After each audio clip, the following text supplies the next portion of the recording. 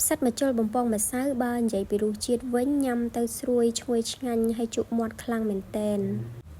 ហើយចំពោះគ្រឿងផ្សំវិញមានតែពី3មុខហ្នឹងគឺអាចយកមកធ្វើផ្សិតម្ជុលបំពងនឹងញ៉ាំនៅផ្ទះខ្លួនឯងបានហើយបងប្អូនផ្សិតបំពងហ្នឹងបងប្អូនចង់ញ៉ាំតែទេអត់មានជ្រលក់ជាមួយនឹងទឹកជ្រលក់ក៏បានឬក៏ជ្រលក់ជាមួយនឹងទឹកត្រីកោះកុងឬក៏ទឹកម្រេចដូចខ្ញុំអញ្ចឹងក៏បានដែរនិយាយទៅតាមចំណង់ចំណូលចិត្តចំពោះរសជាតិវិញគឺថាឆ្ងាញ់ម្យ៉ាងម្នាក់ទេបងប្អូនចាឥឡូវនេះមកមើលពីគ្រឿងផ្សំសម្រាប់ធ្វើមានផ្សិតម្ជុលហើយនិងម្សៅបំពងនេះសំខាន់ជាងគេហើយខ្ញុំថែម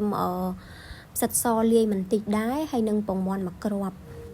ខ្ញុំយកផ្សិតសហើយនិងផ្សិតម្ជុលនឹងយកវាមកកាត់ជើងកាត់អីចេញឲ្យស្អាតសិនហើយផ្សិតសវិញខ្ញុំបេះវាចេញពីគ្នាបេះវាមួយបែបហ្នឹងអញ្ចឹងទៅដើម្បីងាយស្រួល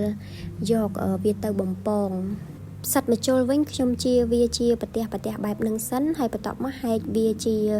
ប្រទេសរៀងតូចមកល្មមហើយយកផ្សិតនឹងមកលាងសម្អាតឲ្យស្អាតបន្ទាប់មកទុកវាឲ្យស្រស់ទឹកម្ល៉េះសិនហើយខ្ញុំក៏ចាប់ផ្ដើមមកលាយម្សៅបំពងសម្រាប់បំពងផ្សិតនឹងតែម្ដងចំពោះម្សៅបំពងនឹងវិញណាខ្ញុំប្រើតែមកកញ្ចប់នឹងទេបងប្អូនហើយម៉ាក់វិញបងប្អូនចង់ប្រើម៉ាក់ណាក៏បានដែរតាមចំណង់ចំណូលចិត្តម្សៅនឹងវាមានរសជាតិស្រាប់ហើយអញ្ចឹងខ្ញុំអត់មានដាក់គ្រឿងផ្សំដាក់អីចូលទៅទៀតទេខ្ញុំដាក់តែពងមាន់មួយគ្រាប់ចូលទៅហើយចាក់ទឹកមកល្មមចូលហើយកូរឲ្យវារលាយសព្វគ្នាល្អទៅគឺថារួចរាល់ជាការស្រេចហើយបងប្អូនឥឡូវនេះខ្ញុំចាប់ផ្ដើមបំពងតែម្ដងខ្ញុំចាក់ប្រេងឆាចូលទៅក្នុងខ្ទះឲ្យរាងច្រើនបន្តិច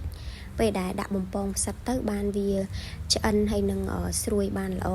ខ្ញុំយកផ្សិតម្ជុលនឹងយកវាមកជ្រលក់ឲ្យសព្វជាមួយនឹងម្សៅបែបនឹងសិនណាហើយដួសវាដាក់ចូលទៅក្នុងប្រេងបំពងតែម្ដងសម្រាប់ភ្លើងវិញបើក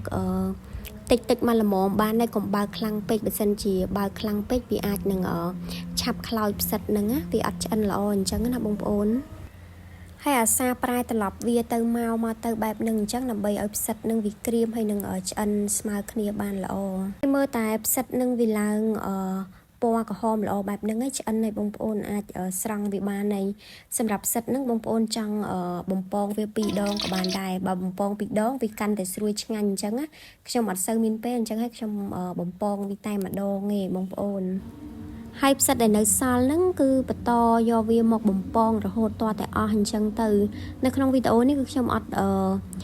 បង្ហាញឲ្យយូរទេបងប្អូនដើម្បីកុំឲ្យវីដេអូវាវែងពេកអញ្ចឹងណាហើយផ្សិតដែលខ្ញុំធ្វើហ្នឹងគឺថាម្ដុំទេបងប្អូននេះប៉ុន្តែចំណាយពេលធ្វើវិញឡើងយូរខ្លាំងមែនតែនឆោបំពងហ្នឹងឡើងចុកជើងដែរហ្នឹងណានិយាយទៅធ្វើរៀងយូរដល់ពេលឆ្អិនហើយញ៉ាំតែមួយផ្លែតហ្នឹងអស់បាត់ព្រោះអីវាមានរសជាតិឆ្ងាញ់ញ៉ាំទៅវាចេះតែជក់មាត់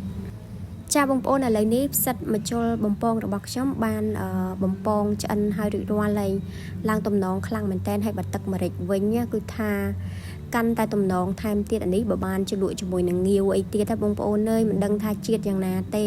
ប៉ុន្តែអត់មានងាវជ្រលក់មានតែ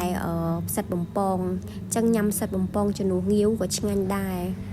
ហើយវីដេអូថ្ងៃនេះក៏មានតែប៉ុណ្្នឹងដែរអរគុណបងប្អូនទាំងអស់គ្នាកុំភ្លេចជួយចុច follow page នេះខ្ញុំម្នាក់មួយផងណា